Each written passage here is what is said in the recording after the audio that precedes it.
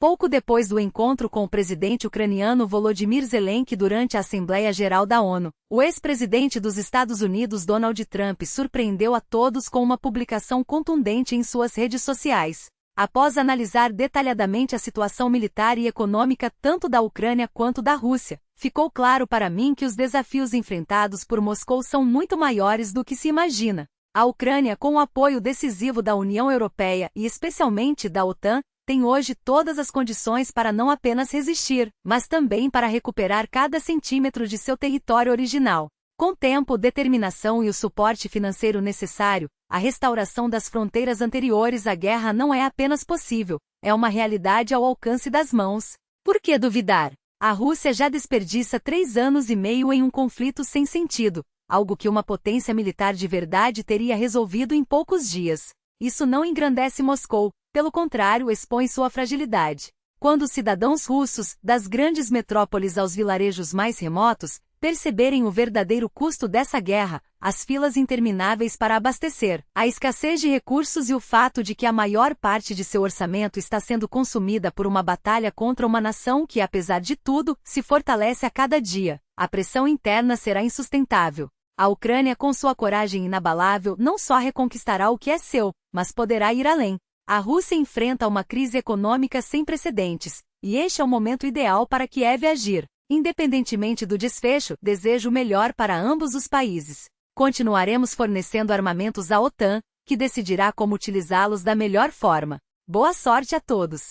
Durante a conversa com Zelensky, Trump foi direto ao ponto. Se aeronaves russas invadirem o espaço aéreo de países da OTAN, elas devem ser abatidas sem hesitação. O encontro também abordou a situação no fronte, a necessidade de aumentar a pressão sobre Moscou e as medidas urgentes para que a Europa interrompa de vez a compra de petróleo e gás russos. Agradeço a todos pelo empenho. Foi um dia produtivo, declarou o ex-presidente, antes de iniciar uma série de reuniões que se estenderam até tarde da noite. Temos cerca de 30 compromissos pela frente, mas este é um dos mais importantes.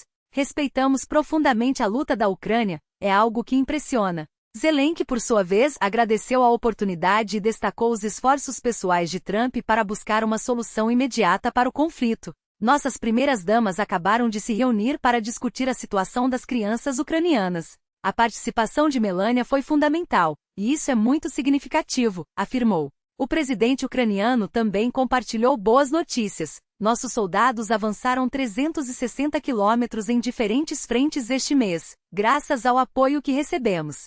Agora precisamos discutir como encerrar essa guerra e garantir a segurança do nosso país. Quando questionado sobre a situação no campo de batalha, Zelensky foi enfático. Nossos combatentes estão resistindo com bravura, e a ajuda dos Estados Unidos nos permite adquirir armas essenciais.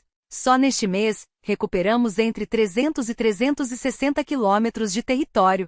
Temos milhares de soldados prontos para lutar, mas também precisamos de trocas estratégicas, pois nossos homens são insubstituíveis. Continuaremos pressionando até que a Rússia pare essa agressão. Sabemos que a economia deles não aguenta mais. Precisamos de mais sanções, de mais pressão. Espero que os Estados Unidos e a Europa intensifiquem seus esforços. Sobre a dependência europeia do petróleo e gás russos, Zelensky mencionou uma conversa recente com o primeiro-ministro da Eslováquia. Eles precisam de alternativas para se juntar ao boicote. Não tenho certeza se a Hungria está pronta, mas é uma questão de tempo. Ao ser perguntado se os países da OTAN deveriam derrubar aviões russos que violassem seu espaço aéreo, a resposta foi clara: sim, sem dúvida. Quando indagado sobre uma possível conversa com Putin e se ainda confiava no líder russo, Zelensky foi sucinto: darei uma resposta em cerca de um mês. Trump, por sua vez, reforçou a ideia de oferecer garantias de segurança à Ucrânia, semelhantes às fornecidas pelos aliados europeus, mas ponderou: ainda é cedo para detalhes. Falaremos sobre isso mais adiante. Sobre o primeiro-ministro húngaro Viktor Orbán, Trump demonstrou otimismo: ele é meu amigo. Não conversei com ele ainda, mas tenho a impressão de que, se o fizesse, ele reconsideraria a compra de energia russa. Pretendo abordar o assunto em breve. Ao avaliar os avanços desde seu último encontro com Zelensky, Trump não poupou críticas à Rússia. O maior progresso é que a economia russa está em frangalhos. A Ucrânia, por outro lado, está se saindo muito bem contra um exército que deveria ter sido derrotado em poucos dias. Isso diz muito sobre a incompetência russa. 3 anos e meio de guerra, e eles ainda não conseguiram nada. É vergonhoso. Sobre o recente ataque de drones na Dinamarca, Trump preferiu cautela. Não tenho uma resposta definitiva até saber exatamente o que aconteceu. Estou ciente do ocorrido, mas os detalhes ainda são incertos. Logo teremos mais informações. Quando questionado se os Estados Unidos apoiariam militarmente os aliados da OTAN caso a Rússia os provocasse, ele foi pragmático. Depende das circunstâncias. Mas saibam que somos totalmente comprometidos com a OTAN. Eles elevaram seus gastos de defesa para 5% do PIB, uma demonstração clara de unidade. Estamos falando de trilhões de dólares investidos, e isso é um sinal poderoso. As armas que estamos enviando. Mas este foi um grande dia. Ninguém imaginava que algo assim pudesse acontecer. Antes, havia países que não contribuíam nem com 2% do PIB. Agora, todos estão investindo 5%. Isso representa muito dinheiro. Muito armamento sendo adquirido. E adivinhem, eles estão comprando de nós, dos Estados Unidos. Antes, a administração Biden simplesmente entregava tudo, armas, bilhões de dólares, algo entre 350 bilhões. Uma quantia absurda. E o que recebemos em troca? Quase nada. Enviávamos recursos para a Ucrânia lutar, e eles provaram ser incrivelmente corajosos. Olhem só, estão resistindo há 3 anos e meio. Todos pensavam que a guerra terminaria em semanas. A Rússia é uma potência militar, mas a Ucrânia? São combatentes excepcionais. Merecem todo o nosso respeito. Tem uma bravura que impressiona. Desde o primeiro momento desta reunião, deixei claro, não vou revelar todos os detalhes. Mas, do nosso ponto de vista, este é um momento decisivo. O presidente Trump é, por si só, um agente de mudança. Se ele acreditar na Ucrânia, e acredito que agora está mais próximo dessa convicção, então estamos diante de uma oportunidade única. Não há muitos líderes no mundo capazes de reverter o curso de uma guerra, mas ele é um deles. Tivemos uma conversa franca e construtiva com o presidente dos Estados Unidos. Fomos além das formalidades, compartilhamos análises, ele nos deu insights valiosos, inclusive sobre a situação econômica da Rússia. E o cenário não é animador para Moscou. Sabemos como eles acumulam reservas, como operam suas fontes de renda. Mas o fato é que seu modelo está se esgotando. Eles ainda têm dinheiro, sim, muito dinheiro, mas os recursos estão diminuindo. E isso é uma boa notícia, porque cada dólar que gastam em armas é $1 a menos para sustentar sua máquina de guerra. Por isso, concordamos em um ponto crucial: é hora de cortar de vez o financiamento russo. Todos devem parar de comprar energia da Rússia. Porque, sejamos claros, não vemos disposição da China em encerrar este conflito. E isso nos preocupa. Não entendemos por que Pequim não age, mas uma coisa é certa: enquanto a Rússia tiver fontes de receita, a guerra continuará. Não posso falar em nome do presidente Trump, mas o que vi foi uma postura positiva. Ele ouviu, avaliou e demonstrou compreensão sobre o impacto de nossas propostas para alcançar a paz. Há nuances que não posso detalhar, mas o essencial é que existe uma abertura para avançar. E quando falamos em garantias de segurança para a Ucrânia após a guerra, isso muda tudo. Esse é um passo histórico. A sessão especial do Conselho de Segurança, com a presença de chefes de Estado e chanceleres, deveria ter sido um marco. Exceto por um detalhe: a Rússia, apesar de ter seu ministro das Relações Exteriores em Nova York, enviou um representante de segundo escalão. Um gesto de desrespeito. E pior, assim que terminou sua fala protocolar, o delegado russo deixou o salão. É lamentável que membros permanentes do Conselho desperdicem o tempo de todos com discursos vazios, enquanto a Europa se contenta em aplaudir um ex-ator que repete chavões sem oferecer soluções reais. O presidente Trump não poupou esforços. Reuniões na Turquia, na Arábia Saudita, no Alasca, incontáveis ligações diplomáticas, tudo para buscar uma saída negociada. Porque esta guerra não terminará nos campos de batalha. Só haverá paz à mesa de negociações. O presidente é um homem paciente, profundamente comprometido com a diplomacia, mas sua paciência tem limites. Como ele mesmo já disse, todas as opções estão sobre a mesa. Se a Rússia insistir na agressão, os Estados Unidos aumentarão os custos econômicos, políticos, estratégicos, até que Moscou entenda que não há alternativa senão o diálogo.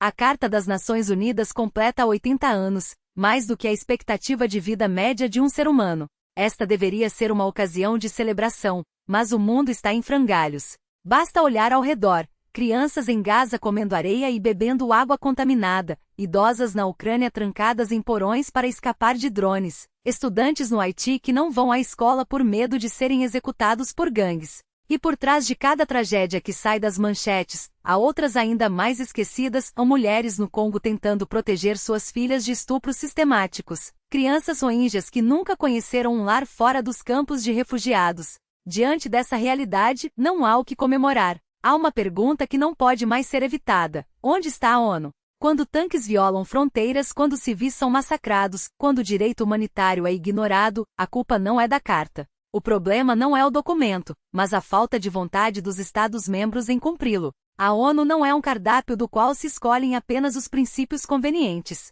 É um compromisso inegociável. E se não formos capazes de fazer valer suas regras, quem o fará? Prioridade absoluta. Cada dia que passa sem que essas crianças sejam reunidas com suas famílias é um dia a mais de trauma irreparável, uma ferida aberta na alma de uma nação. E não nos enganemos, a Rússia não as devolverá por boa vontade. É preciso pressão diplomática, sanções direcionadas e, acima de tudo, a firme determinação de não aceitar nenhum acordo que não inclua seu retorno imediato e incondicional. Mas a justiça não se limita aos tribunais. Ela exige ação concreta aqui e agora. A Ucrânia não está lutando apenas por seu território, mas pela sobrevivência das regras que mantêm o mundo civilizado de pé. Quando o membro permanente do Conselho de Segurança viola impunemente a Carta da ONU, quando bombardeia hospitais e sequestra crianças, o que resta da credibilidade dessa organização? O que impede outros estados de seguirem o mesmo caminho, se a impunidade for a norma? A resposta não pode ser o silêncio. Não pode ser a acomodação. A resposta deve ser a unidade, uma frente unida que diga, em alto e bom som, basta. Lembremo-nos de que a história não perdoa os que fecham os olhos. Em 1938, o mundo acreditou que ceder um pedaço de território aplacaria a fome de um agressor. Em 2024, não podemos repetir o mesmo erro, acreditando que concessões trarão paz. A paz não se constrói com fraqueza, mas com firmeza. Não se negocia com quem desrespeita as leis, mas se impõe consequências a quem as viola. A Ucrânia não está pedindo esmolas. Está exigindo o que é seu por direito: soberania, integridade territorial e justiça. E nós, como comunidade internacional, temos a obrigação moral e legal de garantir que esses direitos sejam respeitados. A Lituânia sabe o preço da liberdade. Nós a reconquistamos com sangue, suor e uma determinação inabalável. Não permitiremos que outros paguem o mesmo preço por nossa hesitação. Por isso, conclamamos todos os Estados-membros da ONU a agirem com coerência. Não basta condenar a agressão em discursos vazios. É preciso cortar os fluxos financeiros que alimentam a máquina de guerra russa. É preciso fornecer à Ucrânia as armas de que precisa para se defender. É preciso garantir que os responsáveis por crimes de guerra sejam levados à justiça, não importa quanto tempo leve. O futuro do sistema internacional está em jogo. Se permitirmos que a força bruta prevaleça sobre o direito, se aceitarmos que fronteiras podem ser redesenhadas à bala, estaremos abrindo as portas para um mundo onde nenhum país estará seguro, onde pequenos estados serão engolidos por vizinhos mais fortes, onde tratados serão papel molhado e a palavra soberania perderá seu significado. Esse não é o mundo que queremos deixar para as próximas gerações.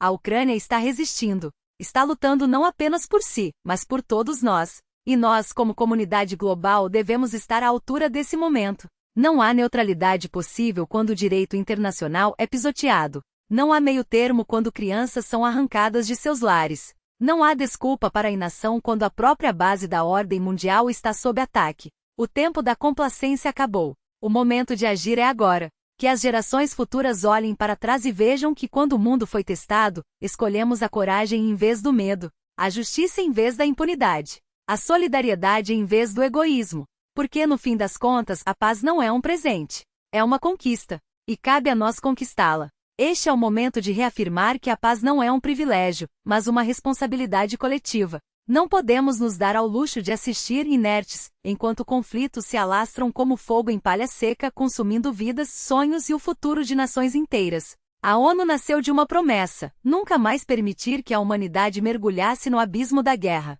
80 anos depois, essa promessa não pode ser apenas uma lembrança distante. Ela precisa ser um compromisso vivo, renovado a cada dia, em cada decisão, em cada ação.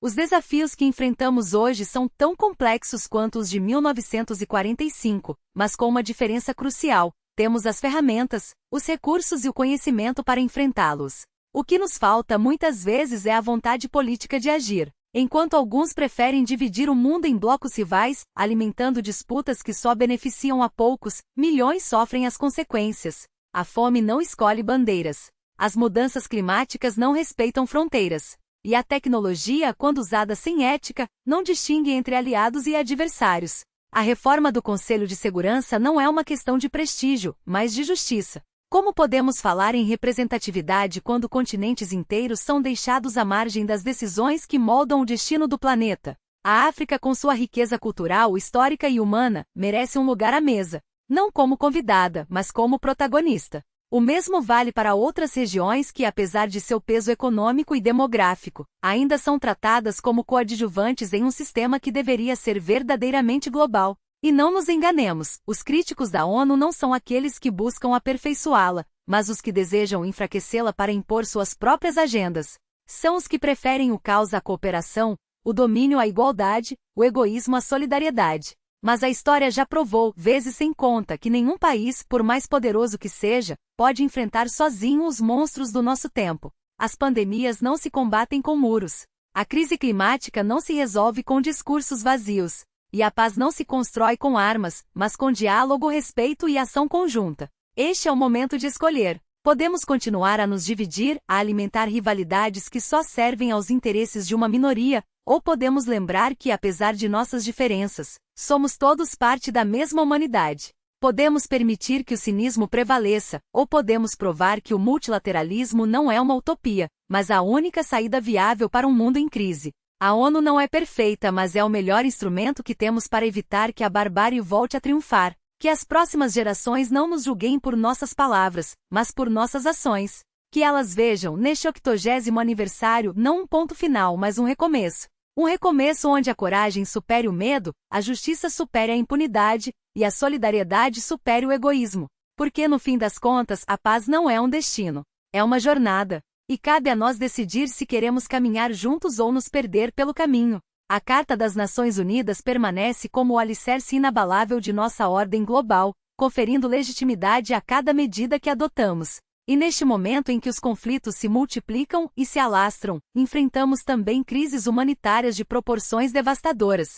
Cada violação do direito internacional nos interpela. Como podemos agir antes que seja tarde demais? É por isso que reforçamos nosso compromisso com a iniciativa conjunta que une nações como África do Sul e Brasil, China e Cazaquistão, ao lado do Comitê Internacional da Cruz Vermelha. Juntos defendemos o respeito irrestrito ao direito humanitário, porque não há paz duradoura onde a impunidade reina. Apoiamos o Tribunal Penal Internacional na sua missão de punir os crimes mais graves, garantindo que suas decisões não sejam apenas palavras ao vento, mas instrumentos de justiça. Afinal, a força da lei é nossa única barreira contra a lei do mais forte. Nenhum país está acima das regras que nós mesmos criamos. Os princípios que regem a comunidade internacional não admitem exceções nem duplos padrões. Quando nos reunimos nesta Assembleia, não somos apenas vozes isoladas, somos o Parlamento da Paz, e nossa credibilidade depende de agir com coerência. A segurança e a estabilidade não pertencem a alguns, mas a todos. É por isso que a resistência da Ucrânia não é apenas uma questão europeia. É uma questão global. A agressão russa desafia os fundamentos do sistema que construímos para evitar que a história se repita. Não se trata apenas de territórios ou recursos. Trata-se do direito de um povo existir sem medo, de escolher seu próprio futuro. A Ucrânia não iniciou esta guerra, mas luta por algo maior, o direito de viver em paz, sem a sombra constante de uma nova invasão. A França, a Europa, os Estados Unidos e todas as nações que acreditam na liberdade sabem que este é um momento decisivo. Não podemos permitir que o imperialismo prevaleça sobre a soberania, que a força bruta dite as regras do jogo. A paz que buscamos para a Ucrânia não é uma rendição disfarçada, mas uma vitória da justiça, uma paz que garanta segurança, dignidade e a certeza de que nenhum país será mais uma vítima da ambição alheia. Este é o legado que deixaremos. Não o de quem assistiu passivamente, mas o de quem escolheu agir. Porque no fim a história não julgará nossas intenções, mas nossas escolhas. E cabe a nós decidir se queremos ser lembrados como aqueles que viraram as costas ou como aqueles que tiveram a coragem de defender o que é certo.